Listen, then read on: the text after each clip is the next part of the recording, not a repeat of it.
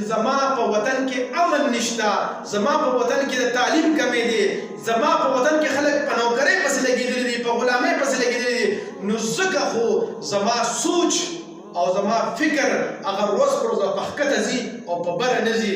نو زما دا خواست دی چې کوم د قام مشران دي د خدای دپاره زما د زړه دا اواز هغې ته ورسوئ چې په موږ باندې نور رحم وکړئ او نور دا قوم د بدامنۍ دپاره جوګه نه دی، د بدامنۍ تحمل نه لري، برداشت نه لري.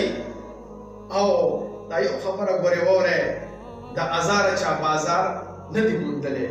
دا غریب قام، دا خوار قام که یو ځل یې د زړه د آه قوت دا مشران به در په در او خاورې په سر ګرځي. نو د کوم ملګرو په ذهن کې چې څه سوال وي هغه سوال هم موږ ته رالیږلی شي او زما دا اواز هم ټولو پښتنو سره شریک کړي. ډېره مننه به وي، خوشحاله اوسئ.